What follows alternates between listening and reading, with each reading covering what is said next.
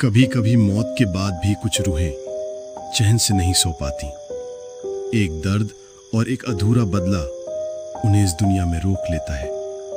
आज की कहानी सिर्फ एक औरत की नहीं बल्कि एक माँ की चीख है, जिसकी आत्मा रात के अंधेरे में लौट आई और फिर शुरू हुआ एक ऐसा खेल जहां मौत और मोहब्बत आमने सामने खड़ी थी।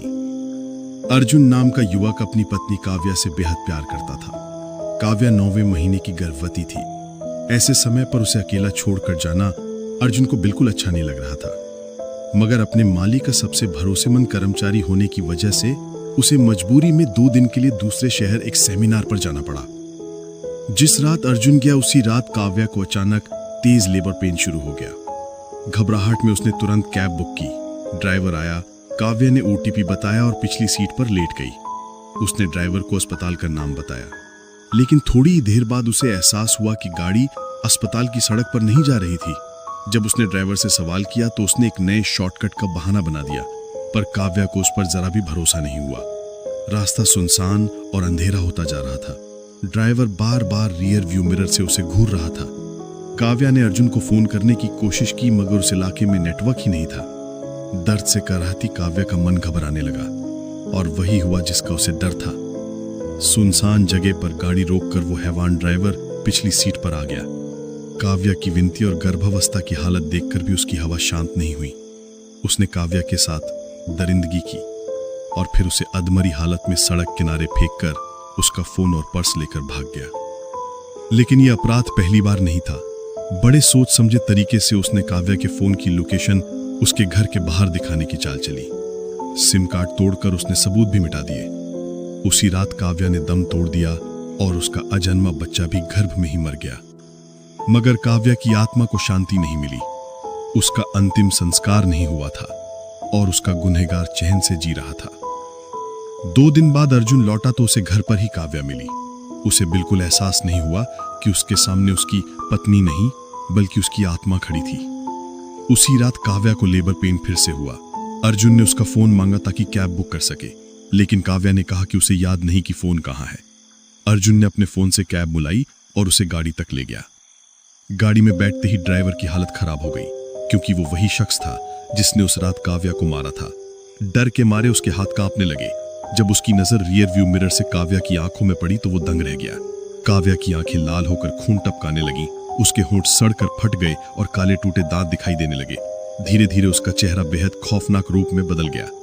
डर से कांपते हुए ड्राइवर का गाड़ी से कंट्रोल छूट गया और गाड़ी डिवाइडर से टकरा गई।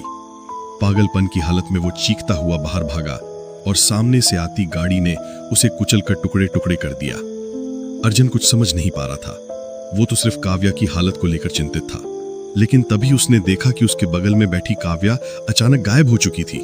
घबराकर उसने बाहर आकर उसे ढूंढा, मगर वो कहीं नहीं मिली। पुलिस ने उसे समझाया कि शायद वो मानसिक रूप से परेशान है। अर्जुन का दिल टूट चुका था।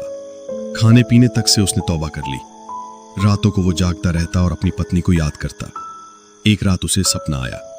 उसमें काव्या ने बताया कि उनका बच्चा उनसे छिन गया है। फिर उसका चेहरा उसी खौफनाक रूप में बदल गया और उसने अर्जुन को बताया कि अब वो ब्लडी मैरी बन चुकी है। उसने अर्जुन से कहा कि अगर वो शीशे के सामने खड़े होकर 3 बार उसका नाम लेगा तो वो उसके पास आ जाएगी। सपने से जागकर अर्जुन ने वही किया। पहले तो कुछ नहीं हुआ, लेकिन जब उसने ब्लडी मैरी कहा तो शीशे में काव्या नजर आई। रोते हुए अर्जुन ने उसे रात की पूरी कहानी सुनाई। अर्जुन सन्न रह गया और दर्द से भरकर रो पड़ा। काव्या ने अर्जुन को बताया कि उसका शरीर अभी भी उसी सुनसान जगह पड़ा है जिसे गिद्ध और कौवे नोच रहे हैं।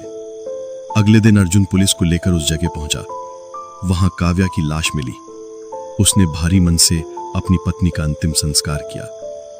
सबने आत्मा की शांति के लिए प्रार्थना की। समय बीतता गया। शुभचिंतकों ने अर्जुन को दोबारा शादी करने का सुझाव दिया, मगर उसने साफ मना कर दिया। वो पूरी तरह से काव्या का हो चुका था। हर रात ठीक 2:30 बजे वो शीशे के सामने खड़े होकर उसे बुलाता और काव्या आ जाती। दोनों घंटों बातें करते और फिर 3:30 बजे वो लौट जाती। अब अर्जुन की उम्र 80 साल हो चुकी है। वो बूढ़ा हो गया है, लेकिन उसकी काव्या, जो अब ब्लडी मैरी बन चुकी है, हर रात उसी तरह जवान और खूबसूरत उसके पास आती है। कभी वो शांत होती है तो कभी उसका चेहरा भयानक रूप ले लेता है। जब उसका खौफनाक रूप हावी होता है तब वो उसे शांत करने के लिए उसके हाथों में एक गुड़िया थमा देता है और फिर काव्या, वही ब्लडी मैरी, मुस्कुराकर उसके पास बैठ जाती है। याद रखिए, प्यार कभी खत्म नहीं होता, मौत भी उसे तोड़ नहीं पाती। अर्जुन बूढ़ा हो गया, जिंदगी का हर लम्हा गुजर गया, लेकिन उसकी काव्या, जो अब ब्लडी मैरी बन चुकी है, आज भी रात 2:30 बजे शीशे के सामने आ खड़ी होती है। याद रखिए, अगर आधी रात को आईने में आपको कोई अजनबी चेहरा मुस्कुराता दिखे तो शायद वो भी किसी अधूरे बदले की तलाश में लौटी हुई रूह हो।